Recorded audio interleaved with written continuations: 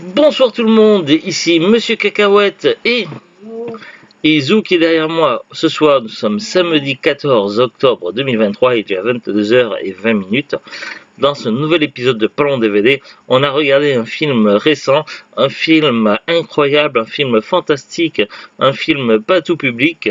On a regardé Nightmare Island, version non censurée. Qu'est-ce que c'est que Nightmare Island? Je vous présente déjà le boîtier.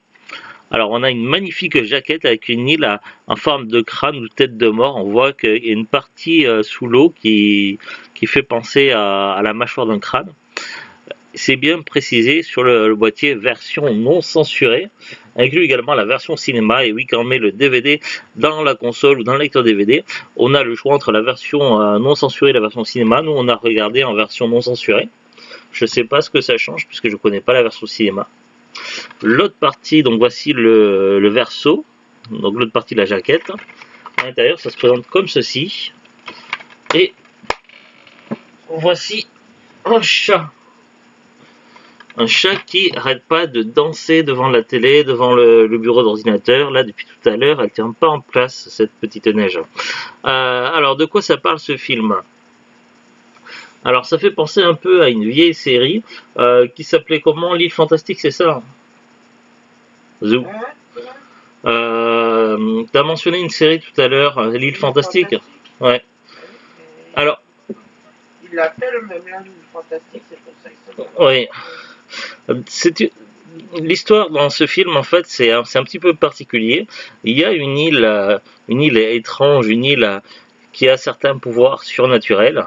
Il s'avère que dès le début du film, on a des invités qui arrivent sur cette île-là. On leur réexplique les règles du jeu. N'importe quel invité peut se voir exaucer un fantasme ou un vœu, si l'on préfère. Mais voilà, sachant que le fantasme en question, il faut bien faire attention à ce que l'on désire, puisque ça va être exaucé. Et une fois qu'un vœu a démarré, il n'est pas possible d'en changer et il doit se dérouler comme il se doit du début jusqu'à la fin. Et évidemment, si on connaît certains films d'horreur comme Wishmaster, on sait qu'en général, lorsque l'on demande un vœu, ça peut mal tourner. Alors on n'est pas sur un film d'horreur gore comme Wishmaster, mais néanmoins, ça va partir en vrille. On est plus sur du thriller, ou thriller, prononçons comme on veut.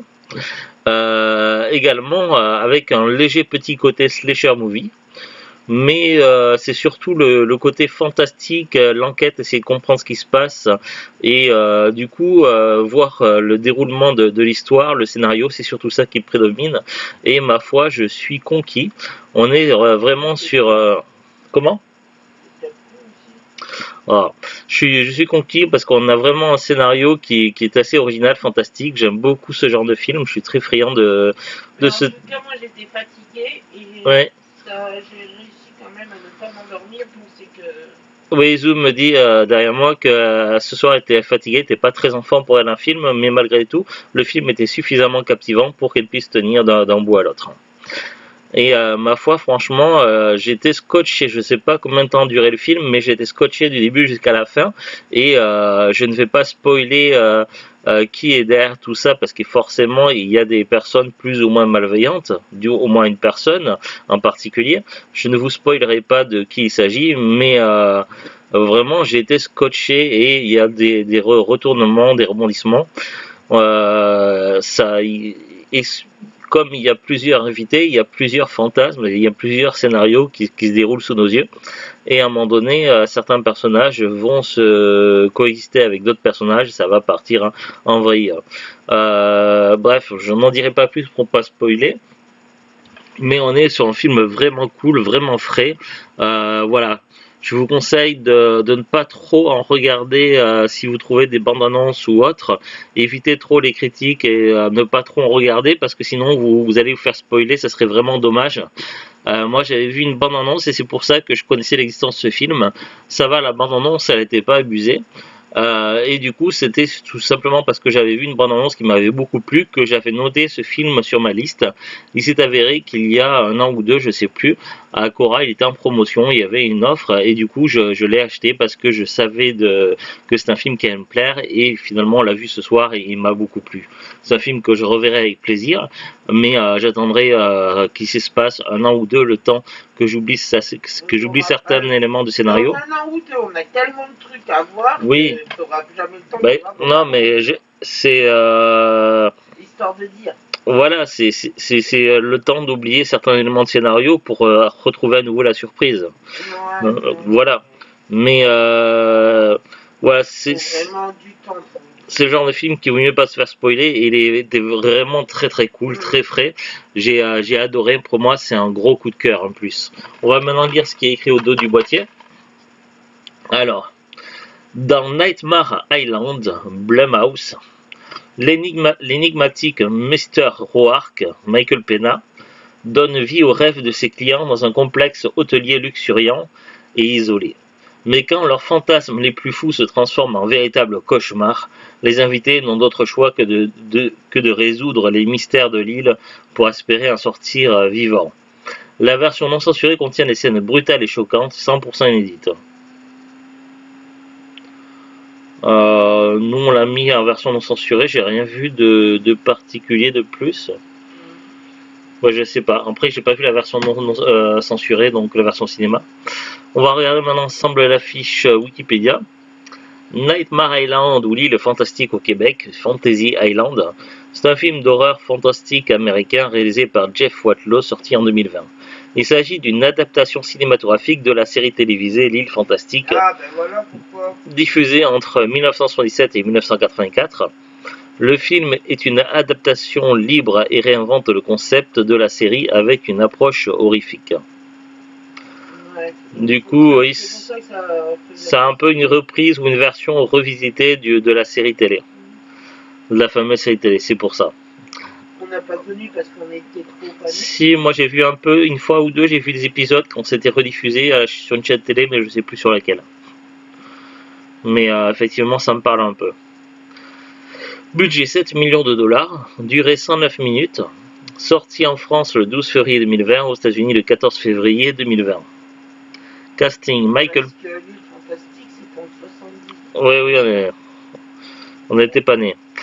Casting. Quoique cette saison, donc au moment de l'île 78 à nos âges, on a été nés. Oui. Casting Michael Pena, Maggie Q, Lucy L, Austin Stowell, Jimmy O. Young, Ryan Hansen, Portia Doubleday, Michael Rooker, Parisa Fitz-Helen, Mike Vogel, Evan Evagora, Robbie Jones, Kim Coates, Ian Roberts et Charlotte McKinney. Alors, il y a un acteur qui m'était familier, c'était celui qui essayait d'aider les jeunes à un moment donné dans l'île. Alors, comment il s'appelait déjà celui-là? Il y avait Mr. Wark, c'était pas lui, Gwen, Mélanie. Dawson, non. Il y avait un démon. Ça commence par un D. Il y avait un démon, c'est peut-être ça. Voilà. Alors, c'est de l'acteur Michael Rooker. Ouais, c'est ça. On va voir dans quoi je l'ai déjà vu, mais il m'était familier. Alors, Michael Rooker. Ah, c'était Yondu dans Les Gardiens de la Galaxie. Le père adoptif de Star-Lord. Ah oui. Okay. C'est pour ça qu'il m'était familier. Et en plus, on en a parlé quand de Gardiens de la Galaxie. On en a parlé cet après-midi dans ce qu'on a fait un café avec tes cousins cousines. Ouais, ah oui, avec avec Roman. Ah, c'était Roman? Oui, qui en parlait des Gardiens de la Galaxie. Ah oui, c'était Betrave qu'on parlait. Non. Donc voilà pour le casting. Critique. La critique n'est pas favorable au film. Ah bon? Les spectateurs sur Allociné lui attribuent une note de 1,8 sur 5. C'est tout? La presse est relativement unanime. Le film n'est pas bon. Ah bon?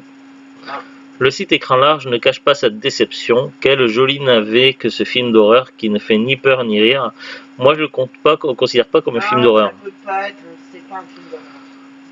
Et il cumule les pires clichés du genre jusqu'à peu à peu passer du côté obscur du genre la parodie accidentelle. Seul le Parisien se montre moins critique, les personnages bien campés, les scènes chocs et surtout les coups de théâtre qui se succèdent dans le dernier tiers du film remportent l'adhésion. Bon, en fait, c'est peut-être pour ça que nous, on aime bien ce genre Ouais. de film quand jusqu'au dernier moment, tu sais pas. Ouais, il y a le suspense, C'est c'est ça qui est bien. Allociné a mis que 1,5 sur 5, ce qui est assez rare. Le Parisien 3 sur 5, l'écran large 1 sur 5. Donc les notes, c'est vrai qu'elles sont pas terribles. Après, voilà, je pense que chacun doit être libre de se faire son propre avis.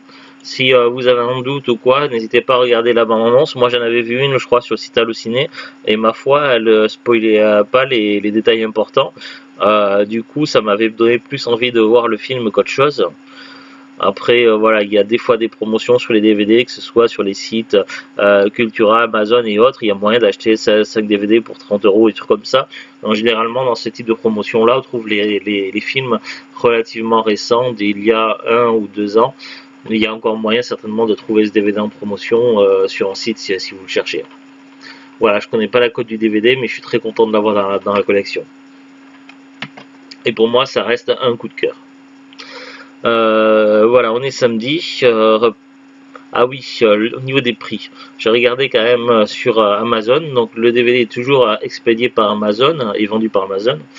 Là, le prix actuel, donc l'édition non censurée, celle que l'on a, est en ce moment à 8,70 €. Est-ce qu'il est inclus dans une promotion particulière? Ça n'a pas l'air d'être le cas pour l'instant, donc c'est le prix annoncé par Amazon. Voilà, après peut-être qu'il est dans une promotion sur d'autres sites comme Cultura, j'ai pas vérifié. Ça reste un prix pas trop élevé, je trouve, ça va, c'est pas abusé. C'est tout pour ce soir, on vous dit à très bientôt. Passez un bon week-end, bonne soirée. Salut, salut, au revoir.